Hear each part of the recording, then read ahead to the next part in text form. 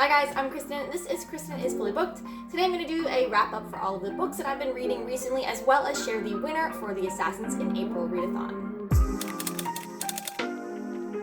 So first off, I just wanted to say a huge thank you to everyone who participated in the Assassins in April readathon, which was taking place on my channel last week. For every book and bonus prompt that was registered, readers had an entry into a draw placed for them, and I did a random selection using an online randomized lottery generator, etc.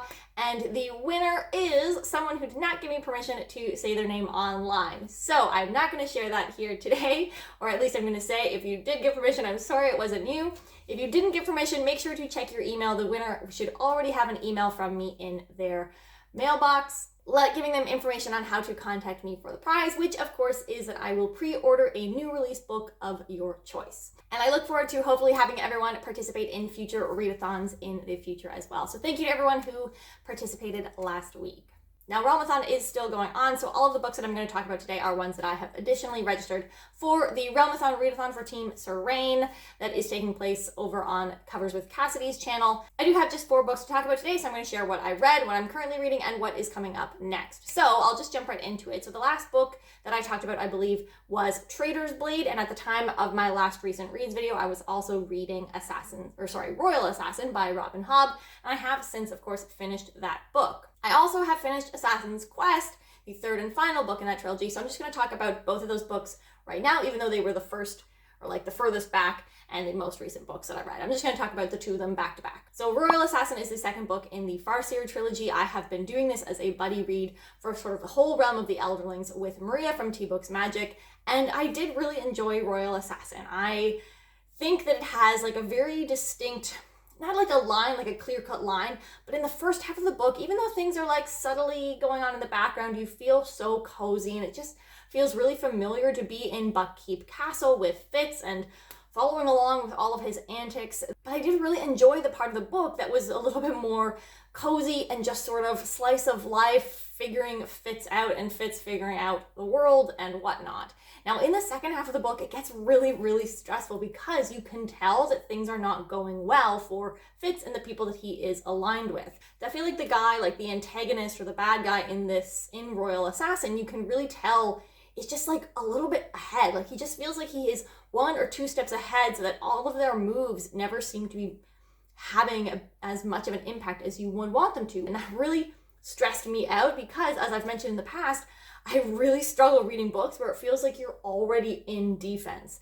And that is very much the case in the second half of Royal Assassin. It feels like people are picking up to things a little bit too late. Now, I did have a very Hobb style, or at least a Farseer's it feels like so far, like really quick ending. While the stress and tension was drawn out over the latter half of the book, it felt like the ending took place really quickly and had sort of like a very final ending. And I feel that way about Assassin's Quest as well, and I felt that way about Assassin's Apprentice. It just feels like each of these Farseer books have really kind of sudden, dramatic endings where he's just like, well, and then this happened, and my life sucks. And so it was a little bit, not traumatic, but it was definitely a kind of crazy ending that was a very final sort of moment. Now, we waited a couple weeks before we picked up Assassin's Quest, but Marie and I picked up Assassin's Quest theoretically for Assassins in April for that week, but it did turn out to be just too large of a book for us to finish over the course of that week. And Assassin's Quest is like that journey story. Everyone talks about the fact that Fitz is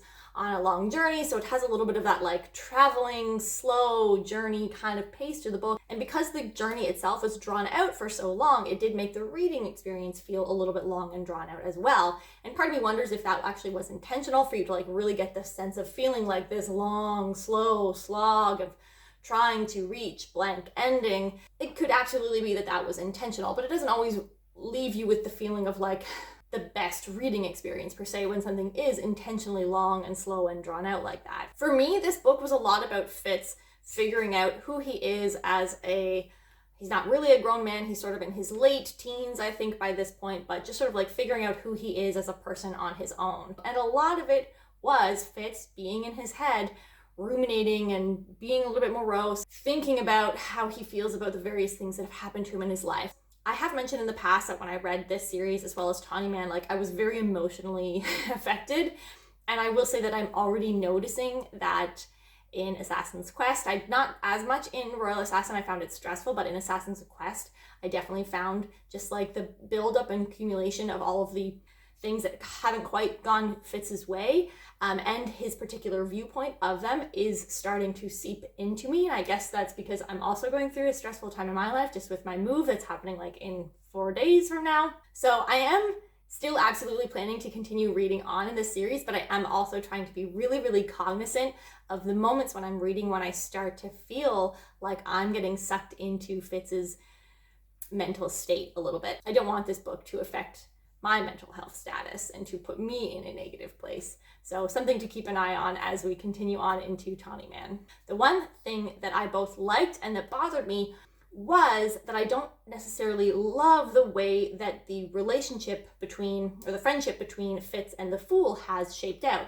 I absolutely loved how it was in this book, but I do think that we got there too quickly. I think that in Assassin's Apprentice and in Royal Assassin, the friendship between Fitz and the Fool was not focused on at all.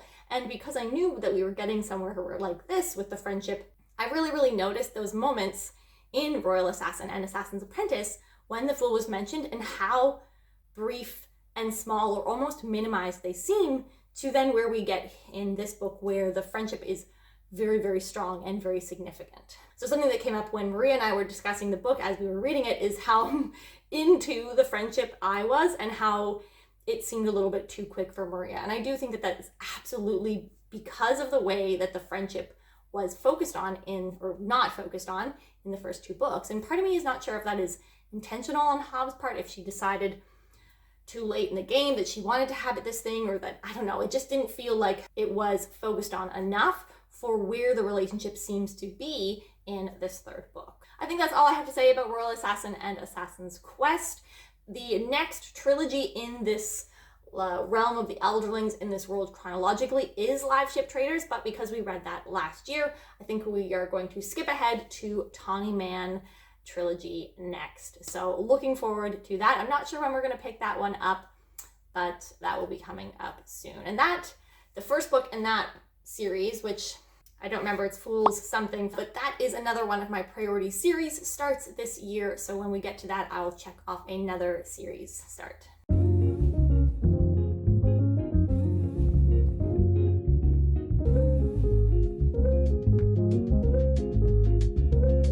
The next book that I read was The Golem and the Genie by Helene Wecker, and this I did as a buddy read with Kristen from the channel Kristen Craves Books. I also listened to the audiobook for this, and I would highly recommend. I think that the narrator did such a great job, and I cannot believe that I put reading this book off for as long as I did. All I knew really going into this book that it was set around the turn of the century in New York City, where a golem and a genie meet and become friends. Their perspectives are almost approached as if they are just 2 immigrants coming to live in New York in various, or in their individual immigrant communities. And then we also get various other perspectives of people within their communities, so that we get this really interesting, almost snapshot-like quality of life as an immigrant in turn of the century New York City. Because of the perspective that we are getting and the things that the author chose to focus on, it reads a lot more like a historical fiction book than it does like a magical realism or a fantasy book. Yes, these are obviously fantastical or mythological beings, and so we do go into some elements that focuses on that. The magic isn't really what we focus on. We focus on them as people living in this setting. The Golem and the Genie both have very different perspectives. They are very different people. They have very different personalities because of the inherent qualities of a genie versus a golem. There is a lot to unpack here, even though I do think that it is a very approachable language and reading style, but there's a lot going on. There is one particular moment that is so brief, so quick and succinct, just almost like one line, but it is of someone arriving at Ellis Island and having their name changed. The fact that she didn't spend a lot of time writing that moment, because it was so quick and succinct, just a one line and moved on, it had the quality of that is what that experience would be. Just in the blink of the eye, your identity is somehow changed and decided on by someone else. And it almost brought tears to my eyes, even though it was just such a sudden moment to a character that I didn't particularly even care about. But it was just the blasé way in which this happened. It felt so impactful. And I feel like there were so many moments of that throughout the book that other people could experience in the same way that I did, where I really do think that this had just really interesting impact. It felt very well researched, and it was just so interesting. They reminded me a little bit of Matt Haig's The Humans, in the sense that it is someone that is not human looking at humanity, and what does that mean? What does community mean? Why do people do the things that they do? There was definitely the golem versus the genie struggled in different ways, where the golem really felt like they needed to fit in. This is the right way. I'm told this is the culture. Why can't I just be like this? Whereas the genie kind of pushed back and pushed a lot at the boundaries of the things that were expected of him as someone who is trying to pass as human in this community. It does have a very great conclusion. There is a satisfactory ending that felt settled. I think it will stick with you for a little bit, but there is also a sequel coming out this year that is going to continue to explore the dynamic with some new POVs. And I believe that it comes out sometime this summer, but I'll put the date on the screen. And then the final book that I have to talk about today is Skullsworn by Brian Staveley. This is one of the books that I read for the Assassins in April readathon last week. So I listened to this as an audiobook, and then obviously I was reading Assassin's Quest during the whole week as well. But Skullsworn by Brian Staveley is a prequel novel set in the world of the Chronicles of the Unhewn Throne.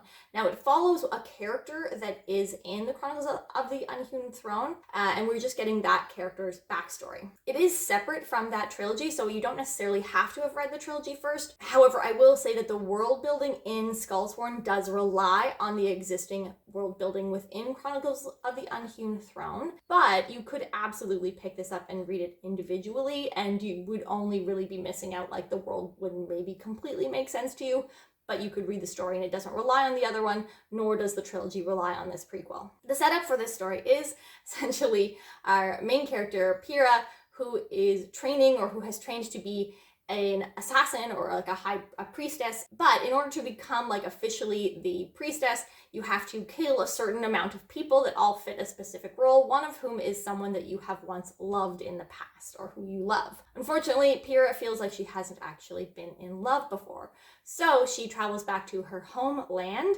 to not only kill the other 6 people that she has to, but also to find someone, fall in love with them, and then kill them in order to become a priestess. So the setup really won me on this book. Taylor did recommend it, and I have read 2 out of the 3 books in the Chronicles of the Unhewn Throne trilogy. Oh my gosh, I can't say that phrase anymore. But I did really get sold on the premise. I thought it was such an interesting idea of having this book that is going to be a little bit of tension of like having to find someone to fall in love with for the whole sake then of killing them. I thought that was such an interesting concept. I did really enjoy this, and I do think that the audiobook was very well done. It has a very lush quality to the writing. It is a little bit atmospheric because we really focus on this sort of grimy, watery swamp island sort of a setting. And in particular, I feel like we spend a lot of scenes at night where it's dark and there's lanterns. I think that the writing and the narration did a really good job of setting the scene for that. Surprisingly, this book almost reads like a fantasy romance without any of the smut. Because it is someone who is trying to fall in love with someone, it kind of reads a little bit like a fantasy romance. So I can totally understand if you are a big fan of Brian Staveley, or if you read the Chronicles of the Unhewn Throne and you care more about like the magic, the world, the military components. If you then read Skullsworn, I could see that you would be not in love with it, because there's a significant amount of focusing on what does it feel like to be in love? Does she love this person? Doesn't she? If you liked the magic and the military and the world building and the fighting of the Chronicles of the Unhewn Throne, or that style of fantasy, then this might not be something that you like. But if you're someone who likes those things but also doesn't mind relationships, then Skullsworn is maybe worth checking out. Pyrrha is my kind of assassin though, where it is someone who is extremely and highly trained and good at fighting. Not necessarily like the poison fumbling around sort ofness of Fitz in the Farseer trilogy. I love Fitz, but that's not my style of assassin. Pyrrha is definitely my style of assassin. So she does have mentors who are even better or more skilled than her, but I like the assassins who are like really well skilled at fighting and combat. Almost impossibly so. I like that, and Pyrrha definitely checks that box for me.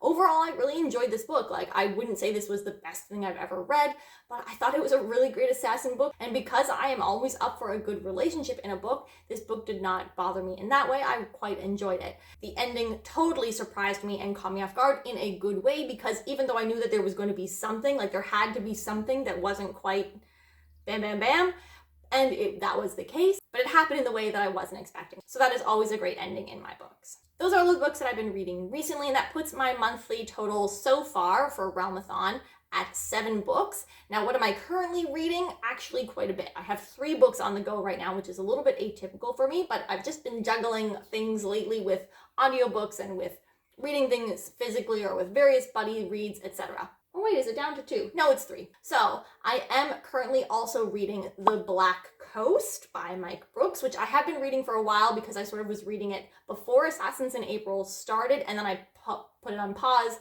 and I waited until after that week was over. So now I've picked that book back up again. I am reading an ebook of this, and I am about 50% of the way in. I do really enjoy it. It's a lot slower of a book and a lot slower to pick up than I was expecting. This book is, of course, the one where 2 cultures who have historically or one raided constantly the other one, and when the ships show up on the horizon this one time, the place that we're on the Black Coast expects to be attacked, but it is actually the raiders are coming seeking refuge. And the idea here is that we are trying to merge 2 very different cultures. I don't know that I have a strong connection to any of the characters yet. There are a couple that I think are particularly interesting. I do have my eye on a couple that I think will become romances. We'll see. But I'm not overly attached to any of the distinct characters just yet. In terms of the culture clash here, there was one culture that I was leaning a little bit more towards liking, that I felt like check, like everything that they were saying I was on board with, and the other culture I was finding really annoying and I didn't like. But then something just came up recently about like how the culture that I liked more had a particular viewpoint about something, and that really, really bothered me. Or at least it was like, oh, nope, they're not perfect. So now I am feeling a little bit more of the tension, and I'm not necessarily agreeing wholeheartedly with one or the other side. I am hoping to finish this one before the end of the month, so that is at least by the end of the day, Saturday. Today is Thursday.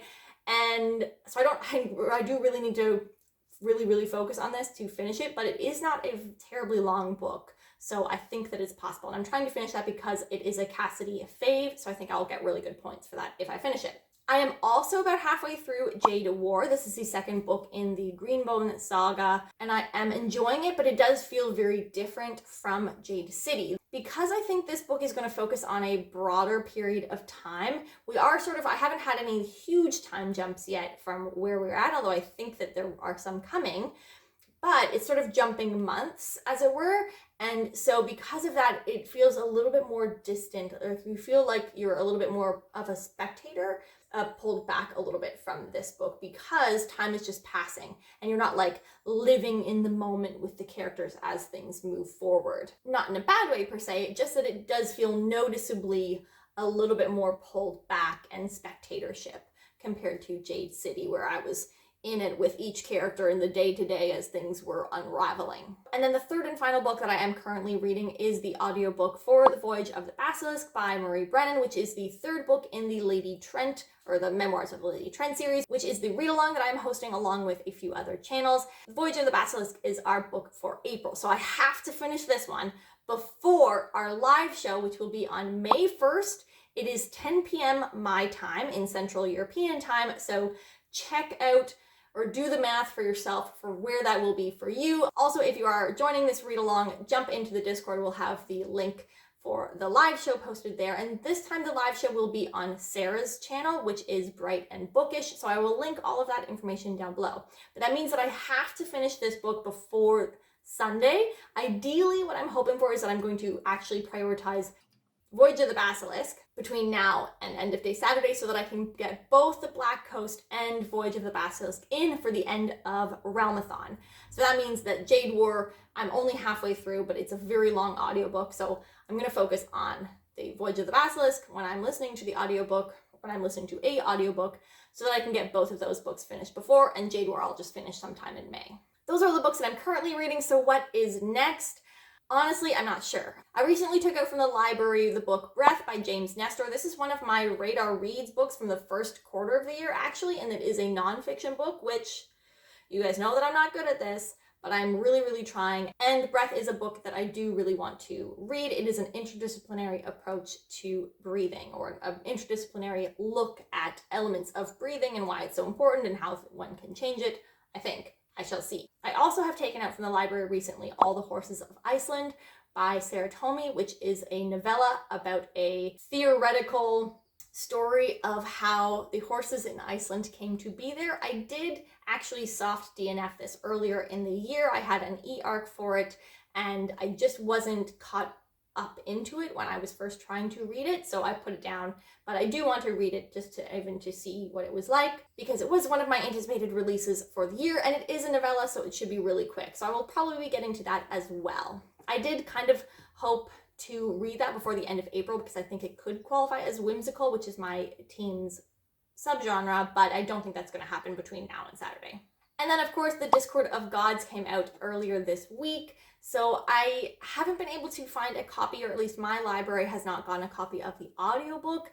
I don't necessarily want to buy the copy of the audiobook, so if my library still has not gotten a copy of the audio, I will just physically read this book, or ebook read this book for the copy that I do have for that. So I think those are 3 books that I will likely be picking up shortly. Outside of that, Engines of Empire and Hook, Line, Sinker have sort of been coming available a lot lately at the library. I've sort of been postponing them here and there, but again, they're both available soon because I'm next in line, I think, for both of them. So I could possibly pick up one of those books as well. But anyway, that is it for me today. Let me know what you have been reading recently. Let me know if you participated in Assassins in April, and if you have any feedback you want me to do for future readathons, let me know. I'd love to hear that. Anyway, I'll see you guys next time. Have a great day. Bye.